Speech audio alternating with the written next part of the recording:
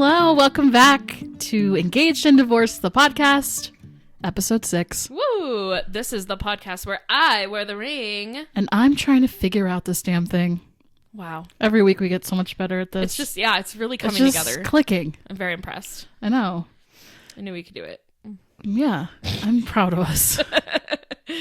Oh, man. Well, if you're new here, I'm the engaged one. I'm Kiley. Mm-hmm. Wedding is coming up shortly. Yep. I'm Shaylee. I'm the divorced one. And I have a few dating updates from last week's episode, which if you missed it, you want to go watch it, okay? Because we got pretty tipsy. Oh, yes. That one was a fun one. We had a lot of fun. We were sweating like crazy. It was really hot. Luckily, today it's nice and cool in this room. Yeah. It's been nicer. It's not as hot as that day was.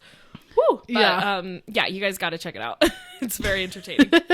It is pretty. It's a different side of us. And I'm like, we should do it like once a month. So let us know if you want to see more of that kind of content. Yeah, and give us ideas, like drinking game ideas or topics, That'd whatever be you fun. want us to do. Yes, we want you guys to just keep giving us suggestions. Mm-hmm. This is for you guys. This podcast is for you. So date update. Last week I was about to go on a date with someone, and we had good vibes with him.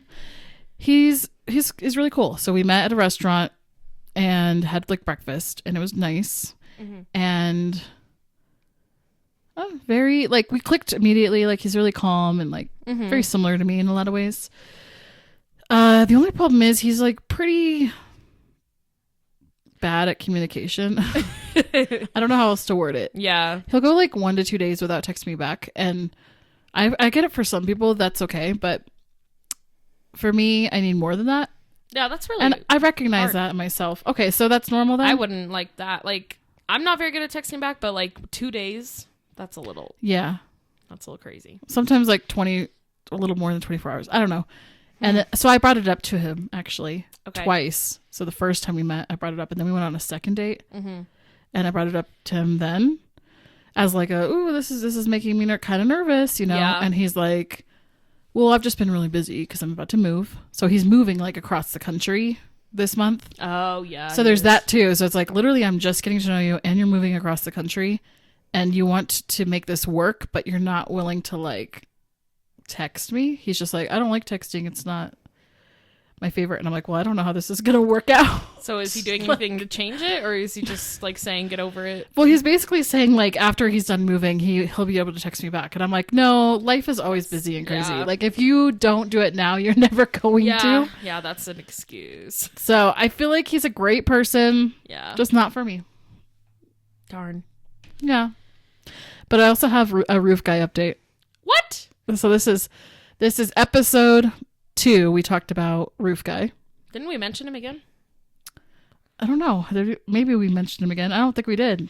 I feel like the last time we talked about him was episode 2. About him, so. Yeah, we've talked about him. Oh, okay. So it's not really an update for you because you already know everything. Yeah, I feel like. So my parents ended up finding out about him, and immediately Dad was like, "Oh, he'll go out to coffee with you. He'll go with you." I'm like, Dad, he didn't text me back, so clearly he's not interested in me. And he's like, oh, he will be. Like he's like, he will be one day. You just give him time. Thanks, Dad. Thanks for the advice.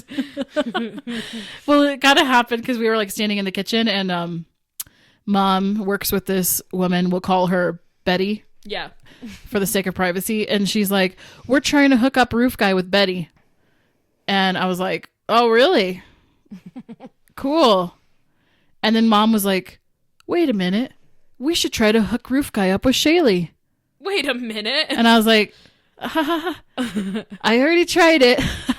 And they were both like, what? What do you mean? Oh, so man. I came clean about it. And yeah. So ever since then, I swear, like at least once a week, Dad is like, hey, do you want to go see Roof Guy with me? Oh, Roof Guy's coming over to watch the Avs game. Does he actually come over and hang out? He hasn't yet, but Dad keeps saying he's going to come over. And I guess he just recently sprained his ankle or something. So he hasn't been able to come over. Oh, no. But he's become like part of the family. He's our dad's second son now. Love that. Yeah. There you go, roof guy. It's just weird because now Dad is like almost trying to force it, and I feel like he's gonna make it awkward when roof guy comes over. He'll be like, I'm gonna go to the store. I'll let you guys alone. Yeah, something like that.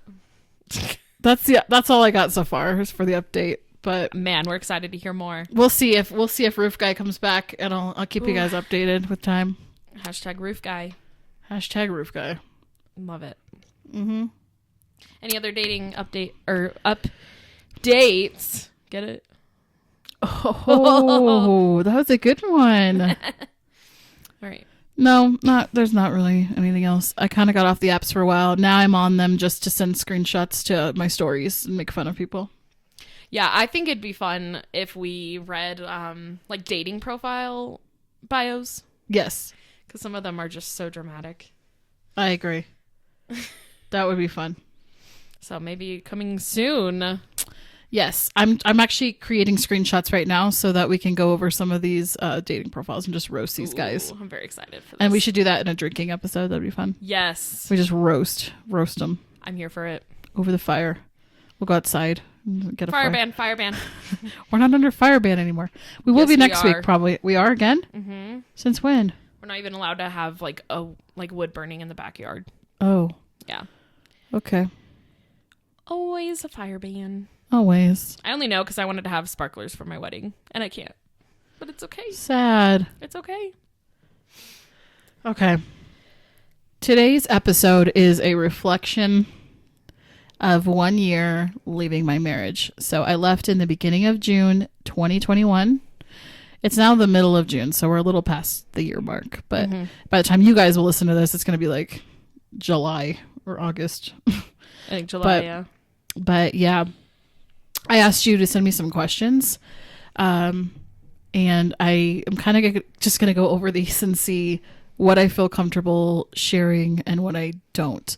Mm-hmm. Like I've said before, I don't know if I want to give specifics, but I do feel like some of these questions are really good in the sense where I think they could help other people. And so that's why I wanted to do this. So, yeah. I don't know where to begin with this, but... Just pick a question and answer it, I guess. Okay. This question is from G. Dree, I think is how you say your name. Do you ever miss your marriage? I've gone through like certain months where I miss it more than others. I think in the month where everything became official and the divorce happened, like that's when I really missed it.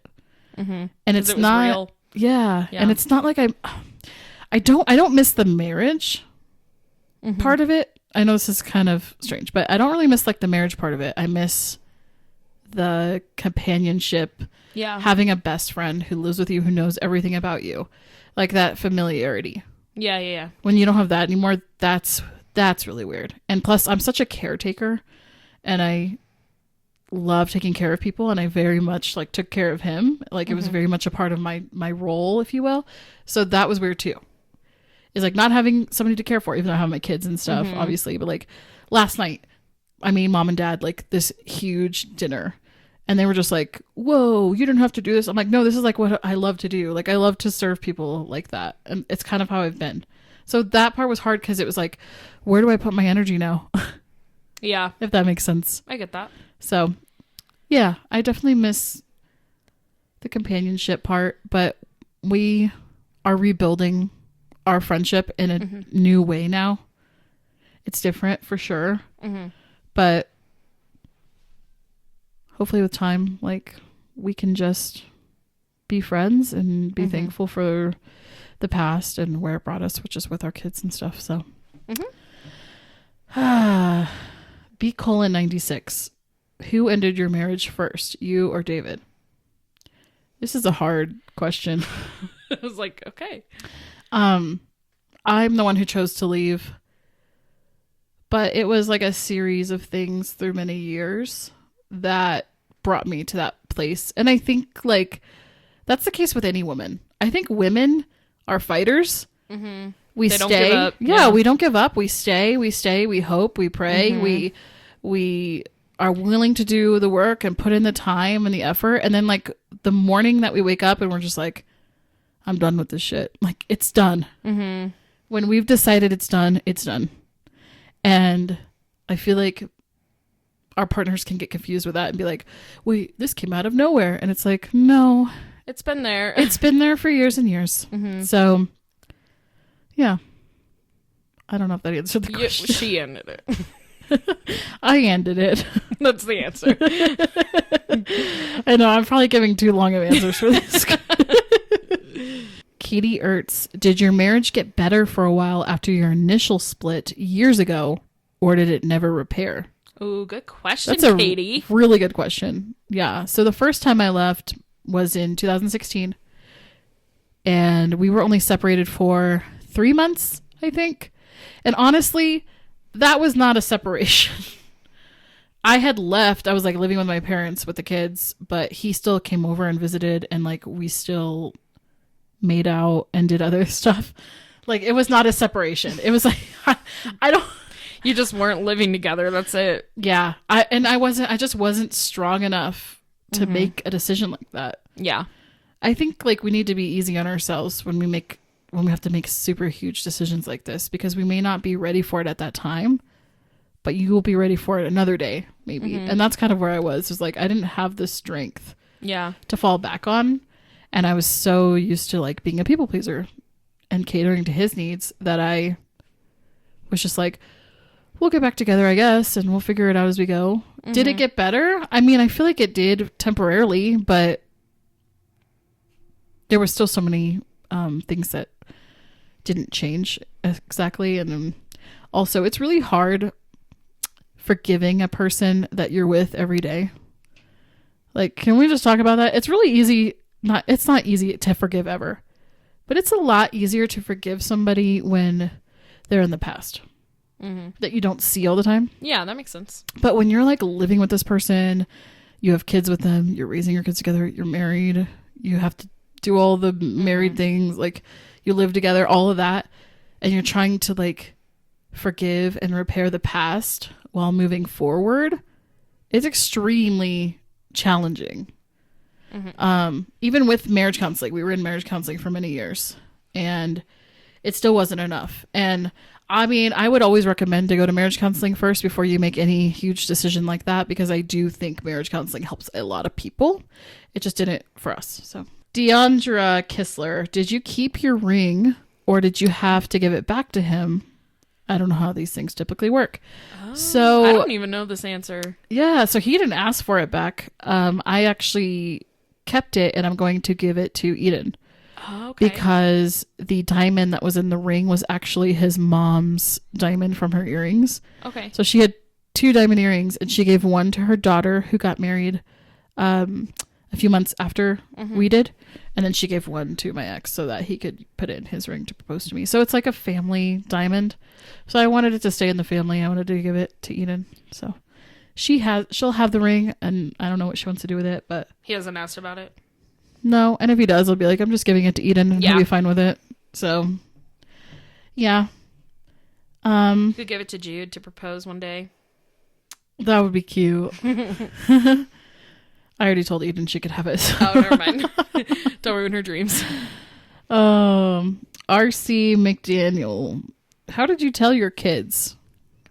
This is one I'm not proud of at all. This is something that I wish I could take back. Because of the way that the situation kind of went down, I decided to like leave without telling him. So because of that, I didn't want him to find out.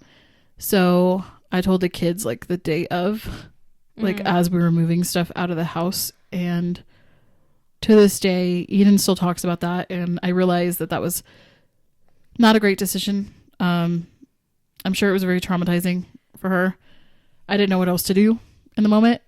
Even as I look at the situation now, I'm like, well, what other option was there exactly? I don't know. But because you're taking all your stuff out, like it's not just like you have to explain kind of what's going on. Yeah. You can't just be like, I'll tell you later, because I feel like that'd be harder. Right.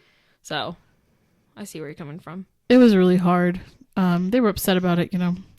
And then, of course, later on that day, like, I actually talked to them, and he actually came over, and we talked to them together that day and told them we were getting a divorce. So they found out all the things in a day. Yeah. That's the hard. It's so hard. It's so hard. There's just no right or wrong answer to these kinds of things. Right. But I always say, like, one day they will understand, you know? Yeah.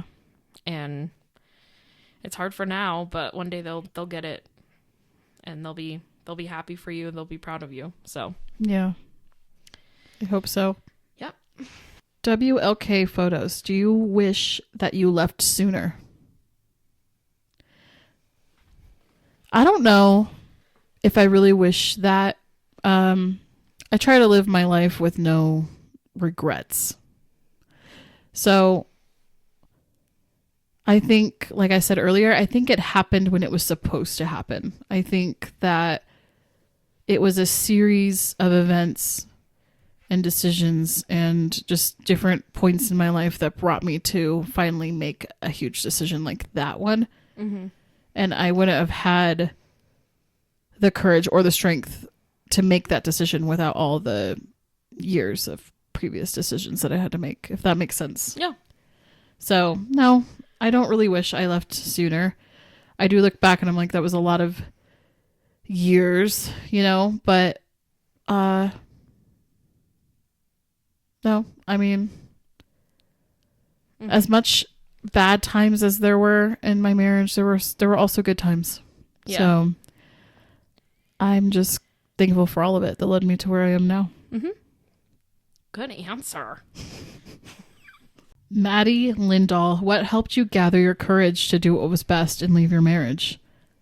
I spent like a whole year journaling and listening to podcasts and reading books and Googling and all the things. Like, I mean, I think I did that for the duration of my marriage, especially when I was heavily involved in ministry, because I used to be a worship pastor, for those of you that don't know. So that was not an environment that was divorce friendly. No matter what your husband says or does to you, like, you're not really allowed to divorce within, not all churches, but like within the context, like divorce is just frowned upon. So I never had that like safe space to do that, I feel like. So I think deconstructing my faith helped a lot with getting the courage to do that. And then also giving myself permission to be curious and to explore what it would be like to leave finally for myself, you know, and to like, I mean, I used to read books and feel guilty about it. Like, I shouldn't be reading this right now. I shouldn't be thinking about getting divorced. I shouldn't be doing these things right now. But the book Untamed by Glennon Doyle was a big turning point for me. Have you read that? Mm-mm. You need to read it. It's so good. It's so good. I know a lot of people disagree with her, and have even like attacked me for reading that book and been like, oh, well, now I see why you got a divorce. Cause she just gets a lot of crap for it because of her book. It's a lot about her divorce that she went through. Yeah. Her husband actually cheated on her, and then she ended up marrying a lesbian. Like, she never even knew that she had feelings for women. And as soon as she saw her from across the room, she was like, that's my wife. Oh, it's a really interesting book, but it also just talks about like not being a martyr. Yeah. As a mom, and like following your heart, following your dreams, knowing what's best for you and doing it, and not letting the outside opinions of others affect how you choose to live your life. That's cool. It was really empowering for me. And I remember just going on these long walks, just listening to podcasts, listening to her interviews, like just feeling so emotional and crying. But I was like writing down in journals everywhere. Like, I found all the journals as I was moving out of my house. And I was like, geez, I've literally been writing this down for years and years, but especially like the year prior, like it was just so heavy on my heart. It was like, I knew it was coming and I was preparing for it. But I was still in my marriage, if that makes sense. Like, I didn't want it to end. I didn't want it to happen the way it did, I was still hopeful. But at the same time, it was like, I think there was a part of me that was just like, you don't need to hold on to hope anymore. Like you deserve better. Yeah. If that makes sense. Yeah. So that was a really long answer, but yeah, I feel like it was just many, many years culminated that led me to that decision. It's not like you just woke up one day and you were like, not at all. Let's do it. Not at all. Yeah. And I had been talking to him about it for many, many years, but especially we went on 2 family vacations before I left. And that was just so hard because I had already made the decision to leave at that point. And I had to like put on a happy face in front of the kids when we went on these vacations together and act like everything was okay, even though it wasn't. And he knew it wasn't. Like I communicated it. But I think he had like faith that I would come back or something. I don't know. He's very much an optimist and I'm like a realist. So I'm like, no, when I say something's going to be the way it is, like it's going to be that way. Yeah. Not going back on your word. Yeah. CS Girl TGM has 2 questions. Number 1, how did your parents take the news, or did they see it coming? My parents knew some details, but I feel like I had done a really good job of protecting him and not sharing a lot of the things that I had gone through. Just out of fear of like it affecting the way that people see him or it affecting the way that like people treat him. I don't know. I just didn't want people to really know, because once you tell people things, then you're held accountable. Yeah. You didn't want people to be like, just leave him, like right. You weren't ready for that. So exactly. I think that's exactly it. But once you actually get out there and you tell somebody and you tell another person, and you tell them, that's how it started with me. It was just like, I think I started with mom and dad, and then I was like telling like my best friends, and then you. It's so empowering because the response I got was just like nothing but love and encouragement. Yeah. And acceptance and kindness for it. And, people who know me were like, you've been fighting for years. Like, I'm proud of you. And I'm proud that you made this decision for yourself. So I don't think my parents were necessarily surprised at all. But when they found out additional stuff, I think they were surprised because I had just been bottling a lot of things up. Second question is, what was your breaking point? There was just a specific moment where I was going through something really hard, and I don't know how to word this. I wasn't treated kindly. And that's what I've had to tell my kids too. It's like, I don't want them to ever look down on him or to ever look at him differently. Yeah. As they grow up, they'll make their own decisions, of course. But when they ask, like, why did you guys get divorced? What was the reason? My answer is because daddy wasn't nice to mommy. So that's all we have to know. Yeah. And it was just that specific thing was just like, okay, I've spent almost 12 years here. Literally. It's just like, I feel like we're just going in a circle and it's not moving forward. And there's so many differences between us. Like, there's some questions in here about our differences of faith. And yeah, Rocky Mountain Beauty Bar asked, like, did Christian fundamentalism affect your marriage? Yeah, it definitely did. For me, I feel like as I'm questioning my faith and working through this right now, even still, I think that I could still be with somebody who considers themselves an evangelical Christian and respect them and be kind to them. But I think a lot of people in that space can't necessarily give the same kind of love and respect back. There's the whole, like, they, and if you believe this, it's fine as long as you're not shaming other people for it. But there's the whole idea of being unequally yoked. Yeah. To me, being unequally yoked is like how you treat each other. Yeah. So like if I'm dating an atheist and he's very, very kind and very, very loving, to me, that's not unequally yoked because he's showing me Christ more than somebody who, let's say, is a Christian and is treating me wrongly. Do you get what I'm saying? Yeah. So all that to say, I think we focus on like the wrong things in the Christian church 100%. And, yeah, I mean, it's so focused on labels. Like, what is your religion? uh-huh. And then that's how you judge a person. I don't want to know anything about you if you're not this. Like, I know that you face that just a little bit. Yeah. With your relationship. And it's just like, it's really just, it's annoying because it's nobody else's business. No, and I don't care when people say that to me. I'm just like, get over it. Yeah. Get over it. It's nobody's business. And he definitely struggled to understand where I was. And I tried to explain it to him, but I don't know. It definitely affected it. And then, you know, the church always has something to say about divorce, like I said earlier. And the church that we were at tried to say something about it. And I was just like, I'm not listening to anybody else's outside influences anymore. Like, I know who I am. I know what I did. I know why I made this decision. And I'm not letting anybody try to talk me out of it. Like, I think I've just let church leadership silence me for a lot of years, and I'm done with that. So I'm really free now that I'm out of that world. And yes, he is a pastor still. So the kids do go to church with him, and I like that they have both. Like, they go to church with him, and then when they're with me, we still have discussions about God and Jesus and stuff, but it's like from another point of view too. So I feel like they're really well rounded, if that makes sense. Definitely. Like, yeah. They have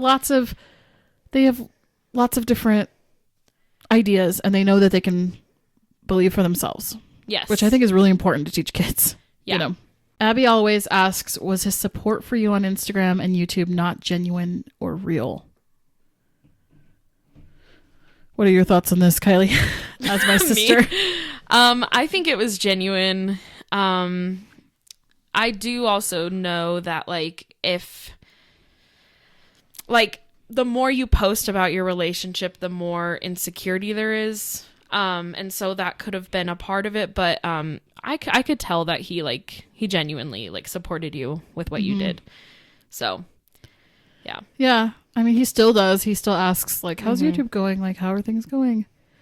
I think none of that was fake. I think what made people confused was like, you guys seem so happy and so in love. Yeah. And with that, it's like, social media, you can't judge. Right. Anything. And all marriages, if you're married, you know this, but like, no marriage is perfect. Right. At all. You're not going to post on Facebook the fight you had earlier. Yeah. I mean, some people do that, but like, it's not something that you're going to share with the world is your issues. I always made a point to like share that we had hard times and share that we had, you know, marriage problems and that we had been separated and all these things, because burped again. Sorry. I never wanted to sugarcoat anything. I wanted to remain real with that. Like I said, he comes from a place of optimism, so he didn't want to talk about like those things. Even today, he hasn't shared his thoughts or opinions about anything with the divorce on social media, which is his thing, and he doesn't have to. So Right. Totally. we process things completely differently, if that makes sense. Yeah, for sure. Joanna is Asa7. Sorry if I'm butchering these names. Do you resent your ex? Depends on the day. I try not to. I really try not to. Like, not forgiving people or resenting people only makes your life harder and doesn't help your healing at all. It doesn't help you move forward. It kind of makes you stagnant in your grief. So I've tried really, really hard not to come to a place like that. But I have my moments for sure. I think we all do, where I just like, I'll just need to vent about something, or, you know, just say like, whew, this was really shitty. I just need to like, get this off my chest, you know? Yeah. But ultimately, I know that when people hurt others, it's because they're hurting. And I've always kind of been somebody who tries to fix people, comes along with that thing of like just trying to do everything for everyone. I feel like if I love people enough and I support people enough, and then I can fix them and I can help them and I can heal their trauma and I can do those things. That's not my responsibility. And that's something that I've had to come to terms with in the last year or two. It's just like, whatever stuff that he couldn't work through, it wasn't my responsibility to do it for him. It's like that with any friendship or relationship. Mm-hmm. It's not, we are responsible for ourselves. We're not responsible for everybody else. Yeah. I don't know who needs to hear that, but somebody needs to hear that listening to this right now. You are not responsible for the mistakes that others have made, or the way that other people have treated you, or the way that they're processing their trauma, or whatever the case may be. Mm-hmm. Retweet. Jen Dunn 75. Are you still friends with your ex? I kind of talked about this. Yeah, I feel like it's kind of surface level right now, just because we're trying to figure out like what this looks like. It's so weird to go from being married to not. Mm-hmm. You have to like change the relationship almost. So when you have kids, you need a friendship, or even just like a being cordial with each other. Like, mm-hmm. Yeah, I mean, he comes over to the house on holidays. He came over on Christmas and Halloween, the kids' birthdays. He was over on Father's Day 2 days ago. So yeah, he comes over and he hangs out and we hang out together as a family. And the kids really love it when we're all together. Mm-hmm. So I know that's important to them. And it's like, I'm willing to suck up whatever emotions I have or whatever feelings I have about the situation and just be cordial and like, yeah, hang out. Right. And I really hope that we'll always be able to have a good relationship in that way. Yeah. That's just my biggest hope through this whole thing. So, so yeah, I don't want this podcast episode to be like bashing him in any way. I'm trying super hard to be careful with what I'm saying. This is an interesting question for this video. Good golly, Doc Molly, how do you deal with the temptation to compare your life to others? I'm assuming this means like comparing yourself to others and their relationships. I don't know. So I've actually kind of had to unfollow some accounts that I used to follow simply because it's just too painful to like see their thriving relationships, if that makes sense. And I know this is only for a temporary season, right? Like this isn't going to be forever. Yeah. But as you heal. Yeah, I think it's really normal too. I remember one time when my friend lost her baby, she had to unfollow me off of social media because I had Jude right after that. Yeah. And it was too painful for her to see it. Yeah. And I completely understood. I was like, you just do what you need to do for you. For sure. So I think the hardest part is like seeing happy marriages, and then being like, oh my gosh, I'm never going to have that. I never had that. I waited too long. Blah, blah, blah. And once again, it's like, I'm literally comparing myself to somebody's highlight reel on social media. Yeah. Like, I'm sure some of this stuff is genuine and real, but I'm sure some of it also is not. Yeah, so, we don't see everything. Yeah, I have to remind myself of that because I am pretty idealistic with that. The other day I was pretty triggered when I saw somebody's like really happy video, and then I was just like, I feel really dumb for being so like triggered by someone's happy moment. Like I want to be happy for them, you know, like I want to feel that for them. And I think you can be both. I think you can be happy for others and still sad for you. So I like one social media post made me like turn into a ball of tears, and then I just cried and let it out, and then I was good after that. And then I was like, good for her for being in this incredible marriage. Sarah Fleet 92, do you have a specific plan to maintain boundaries while co-parenting? Wow, I'm still trying to figure this out. I'm working on boundaries, but it's really interesting because once again, as your dynamic changes, you have to change what's comfortable and what is not. I think it was like a month after I left, he just like came into the house with like McDonald's and like knocked on my door and was like, I have food for you. And I was like, what are you doing here? Yeah. So we had to have a whole conversation about it. And he was like, oh my gosh, I'm sorry. Like I didn't even think about it. And I was like, yeah, I get that. I get it. Like, I don't know. I'm trying to navigate this too. I totally understand. So I feel like almost this question is interesting because I feel like it changes a lot. Do they mean like with him or like in future relationships? Ooh, Well, they didn't say anything about future relationships, okay. but that's a whole other thing. it. I don't know how that's going to go. Yeah. You just don't let him We'll meet see. until you know that. Yes. I have had that conversation with him before where I was like, when you start dating, do not introduce them to our children unless this is somebody that you are in love with, you want to spend the rest of your life with, whatever. Mm-hmm. But like, don't just introduce them to anybody. Right. And he was like, yeah, obviously. He agreed with that. So we're on the same page there. But yeah, I think the boundaries constantly change and shift. Mm-hmm. And you don't even really know what they are until you're in it. And then you're like, okay, a boundary needs to be set right here. And you figure it out as you go. Just trying to figure out this damn thing. There you go. Courtney McGarity asks, what were you most excited and most nervous about?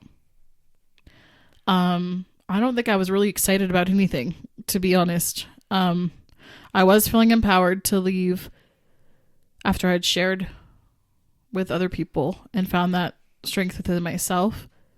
So I guess that was kind of exciting to like have a new life. But I think the whole entire thing was absolutely terrifying. Mm-hmm. It was the hardest decision I've ever had to make in my life. Like it literally ate me alive for months until it happened because I was planning it for a while.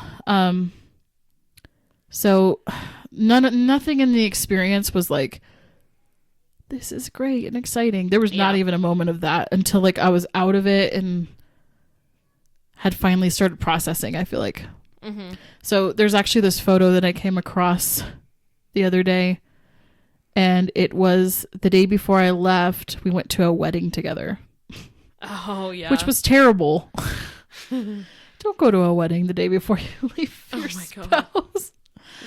God. It just happened to fall like that, but it was pretty terrible. And did I show you this picture? Did I send you a picture of it? I don't think so. Okay, I'm going to show you now, and then I'm going to put it on camera. So if you're watching on YouTube, you'll be able to see it. Go on YouTube to watch, because then you'll be able to see it. It's insane. I found it the other day, and I was just like, I don't even recognize this person. And I sent it to a few of my closest friends, and they were just like, wow, I've never seen you look like that. That doesn't even look like you. She's laughing. I know. Why does it not look like me? You're like, help. Leave it to Kylie to laugh about this. This is supposed to be. You're not happy. You know? And it looks like you were crying a lot. Like you're like swollen. My face is swollen. Yeah. Like my face looks like a bowling ball. Like it's so fat and big because I just like. That does not look like you. I'm so confused. I wasn't eating. I wasn't sleeping. I was like crying nonstop. Like I was not taking care of myself. Like I was so ready to get out. You didn't even want to smile. Like look at my eyes. I don't even have like a soul in there. There's nothing in there. It's empty. Yeah. That's terrible. I'm gonna have a soul. Now I'm laughing. It's pretty crazy, like what being in something like that feels like, what it does to you and your body. By the way, I'm not laughing at your pain. I just like. No, I know. It's just like it's not you. It's. Yeah. I don't know. It's uncomfortable to look at. Probably. Because you're laughing because you're uncomfortable right now. Maybe. Yeah. It makes me uncomfortable to look at, and then I feel really sad for myself. But then I'm like, dang. I have a lot of love for that girl, you know? Like the one who chose to leave. Knowing that this was going to be like the scariest moment in her life, and I just want to be like, there's going to be joy soon. Mm-hmm. Like, yes, this is still extremely hard for me. Every day is like a new challenge, I feel like, but I don't look like that anymore. Yeah. I don't look empty. It doesn't even look like you. Yeah. It's crazy, like, what trauma does to our bodies, too. Mm-hmm. And just, like, how... I don't know. It's pretty incredible. So, seeing that picture made me realize, wow, I've actually come a lot further than I thought. You know, because when you're with yourself every day, you don't always see the growth. It's like small steps and then you fall, or like you go forward a few steps and you go back and then you go forward, and then you don't actually see the growth as a whole. Yeah. So seeing this was just like a great reminder of I made the right decision, even when I doubted myself or I wondered if it was the right decision. It was. For once in my life, I finally trusted myself enough to say, I'm going to put me first. Mm-hmm. Good job. And I'm glad I did it. So. Just kidding. I feel like that's probably the end of this. I think I answered all the questions. Good questions. Thank you for sending those. I will say you've come very far. Like knowing, like seeing you through the whole process takes guts, and you rocked it. We're all in this together. And it shows when we stand hand in hand. Thank you. That means a lot. So, I feel like I should end this with something inspiring to say. I don't know. I know there's a lot of women that are listening to this right now, and maybe you don't even know who I am. Like maybe you just searched this podcast episode and you found it and you're listening to it and you're wondering if you should stay or should you go. Well, only you can make that decision for you. First off, let me say that. Don't listen to what your friends or family tell you. Don't listen to what your therapist tells you. I mean, my therapist was very neutral about the whole thing. She obviously knew the toxic elements of it, but was like, this decision is yours to make. Mm-hmm. She said, the one thing that I want you to do is to make sure you don't make a decision that you're going to regret later.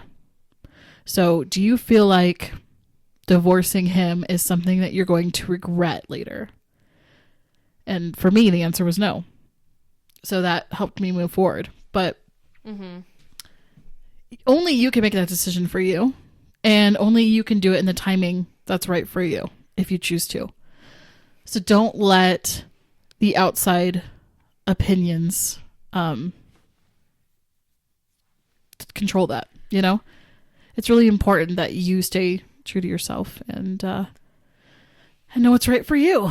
And my other piece of advice is to tell your friends and family if you need to.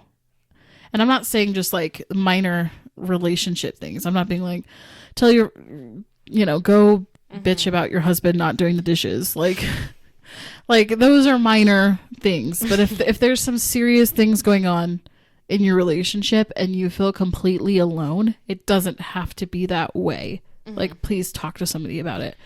Sometimes we don't even see how bad things are until we're talking to other people about it. And they're just like, no, that's not normal. Yeah. Even now today, as I talk to people, like, I'm like, I in a lot of ways, I don't really know what a healthy relationship looks like.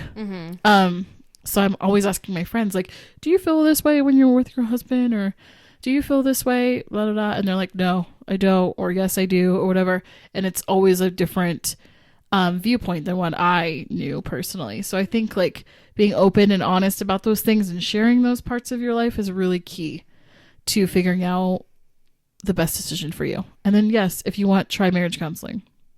I think it's helpful. Or just even, individual counseling. Counseling's great. It's helpful.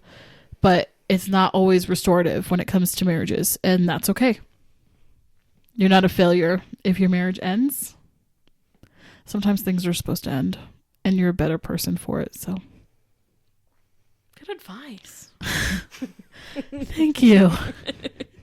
I feel like this episode was a really heavy one compared to our other ones. I've just been back here like swinging in my chair. I'm sorry. It's probably really distracting. I'm uncomfortable. I have to I can't sit still, so I'm just like, I was playing with the cord and then I was like, and now I'm just like. It's okay. I know you have to get some work done, so we're going to end this episode. Definitely. But thank you guys for listening or watching if you're on YouTube. I hope that this video answered the questions that you all wanted to know without sharing too much. Yeah. Maybe there'll be more shared a different time. Yeah. Depends on timing. Right. Exactly. So thanks for being here. We'll see you next Friday. Or you'll listen to us next Friday. Yeah. I think this one comes out right before my wedding. I'm pretty sure. Okay. I think I was trying to do the math. I don't know. I think it does. I think you're right. So I'll be getting married tomorrow. Wow. The circle of life. I know, right? One thing ends, so another thing can begin. Yeah, because we got engaged July 2nd of last year. So it was like right after. Wow. I didn't even realize that. Yeah. So. All right. Well, we'll have a happier episode next week. We will. But this is good to talk about. So. Yes. All right. Okay. I have the fiance. And I've got the man out of the way. Bye. Bye.